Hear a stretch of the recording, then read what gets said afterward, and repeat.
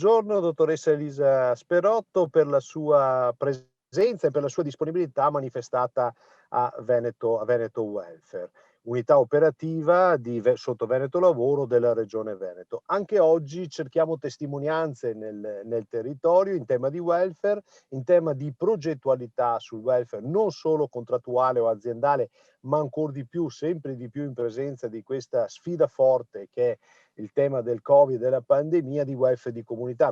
Elisa Sperotto è la coordinatrice referente di un progetto molto interessante che si è sviluppato e che porta a testimonianza nell'Alto Vicentino Community, definito progetto Community, usando una sorta di sillogismo tra la comunità ma anche la messa in rete e la digitalizzazione di questa comunità, e cerchiamo subito di capire di che cosa si tratta, quali sono i motivi, ma soprattutto quali sono i contenuti di questo progetto che avete sviluppato in questo periodo non facile, non solo per l'economia, ma soprattutto per la società e per le persone che ne fanno parte. Sì, buongiorno a tutti, grazie dell'invito. Sì, il progetto Alto Vicentino Community è nato proprio 2 anni fa, ormai sembra vecchio, però è stato pensato in un periodo in cui non c'era il Covid, ma si è dimostrato essere invece molto adattabile proprio alle esigenze difficili del periodo del Covid e ai servizi sociali dei nostri comuni.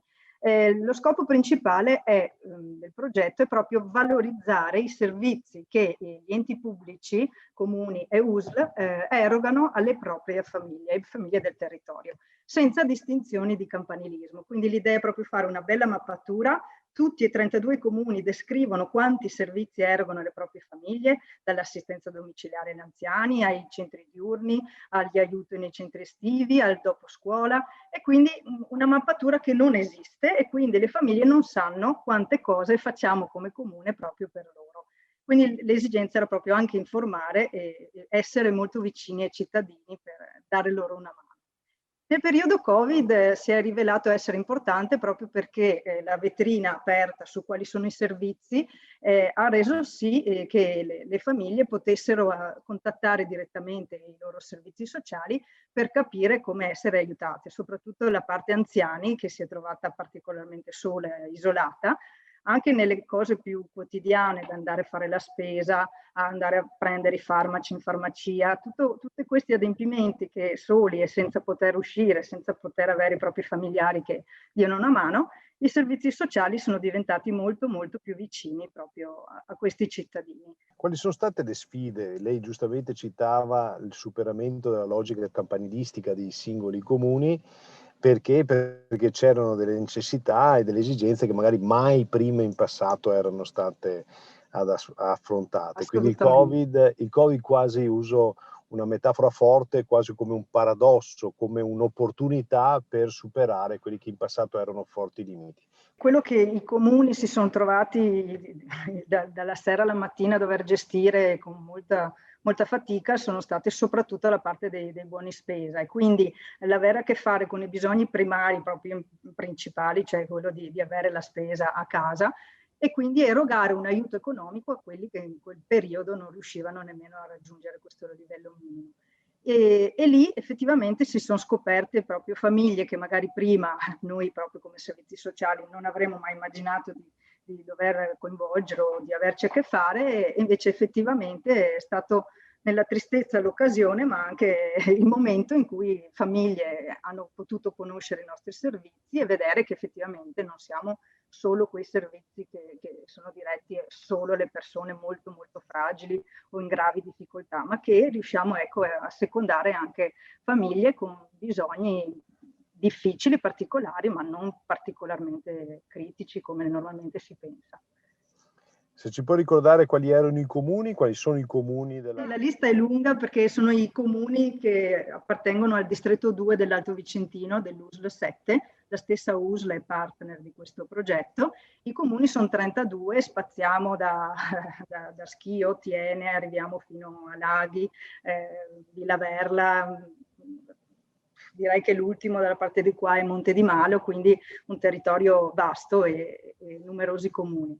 e che tutti, devo dire, hanno potuto approfittare di questo progetto, soprattutto di questa vetrina digitale creata, perché sempre in periodo Covid era pensato per erogare voucher di aiuti economici a famiglie nella solita difficoltà.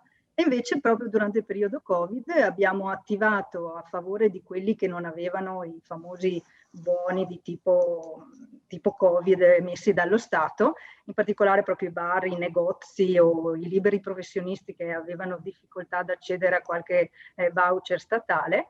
Quelli rimasti fuori abbiamo creato un progetto dedicato e abbiamo erogato sempre attraverso il sistema digitale questi voucher in aiuto a queste categorie un po' escluse da altri voucher.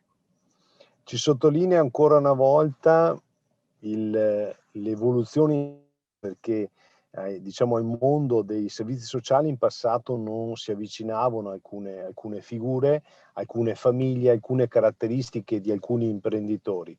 Oggi ci rendiamo conto che la pandemia ha posto tutti un nuovo ridimensionamento della propria vita. Lei citava i professionisti, ad esempio, sappiamo aver subito dei pesi significativi in termini economici ma anche sociali, per non parlare delle microimprese, le microimprese artigiane che spesso sono e commerciali, che sono spesso una sovrapposizione tra la famiglia e la loro attività.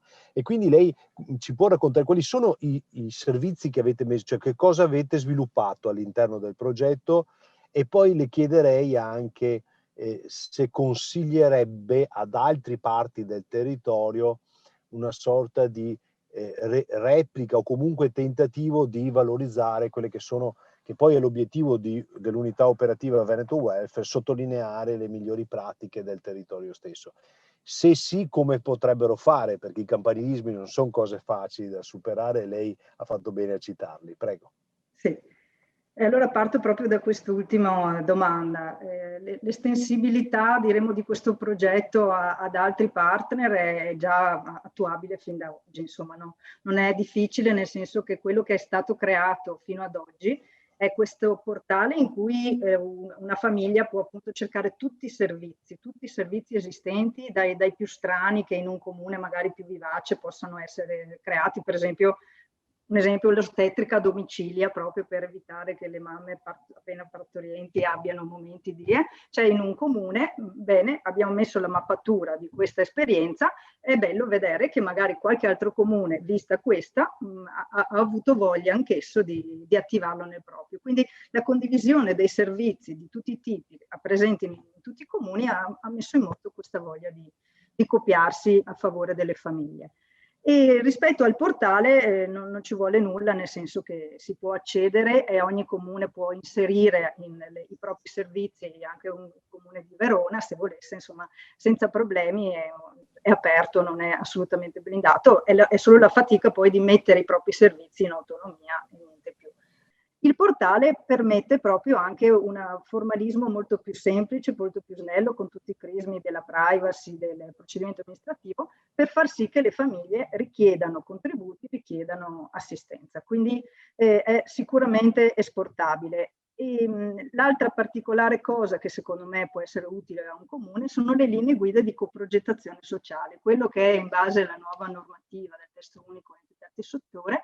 Abbiamo un po' rivoluzionato il modo di rapportarci anche alle cooperative, quindi non più appalti a tutti i costi, ma studiare dei metodi per dare servizi con una condivisione di risorse tra il pubblico e il privato. Quindi la logica dell'appalto è venuta meno. Abbiamo elaborato con un avvocato esperto in appalti queste linee guida, sono già nel sito. Anche quella è una bella esperienza, un documento importante che benissimo è replicabile, utilizzabile, messo a disposizione di qualsiasi altro comune.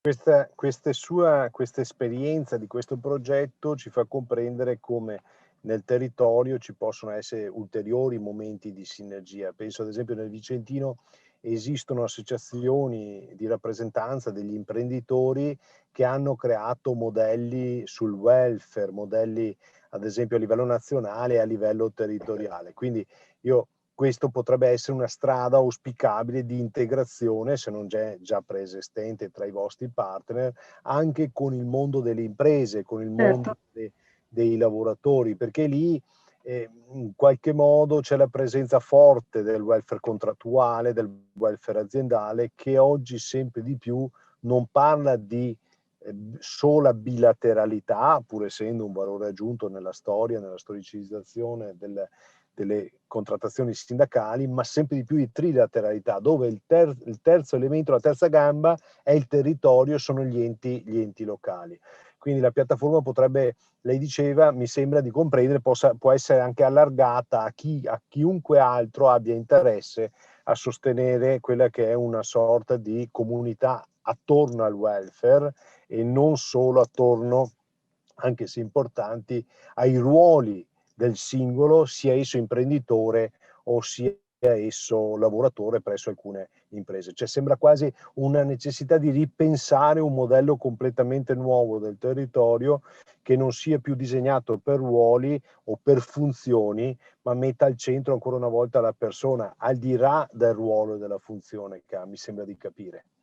Sì, è proprio, guardi, ha calzato il nostro, come dire, elemento mancante. Siamo la prossima settimana a fare un incontro con Innova, che è una società che ci ha seguito nella parte di elaborazione del sito, ma stiamo proprio, come dire, un po' provando a vedere di organizzare un incontro con i rappresentanti delle imprese, perché l'Alto Vicentino dal punto di vista appunto industriale, delle piccole imprese ne abbiamo. L'idea è stimolare il concetto di welfare aziendale anche proprio nell'ottica di far sì che proprio i lavoratori possano usare i loro istituti di welfare aziendale in servizi pubblici, per cui creare questa catena in modo che anche il servizio pubblico messo a giocata in un certo senso nell'ambito del welfare aziendale crei proprio queste dinamiche di condivisione tra lavoratore, azienda e ente pubblico erogatore di servizi alle famiglie.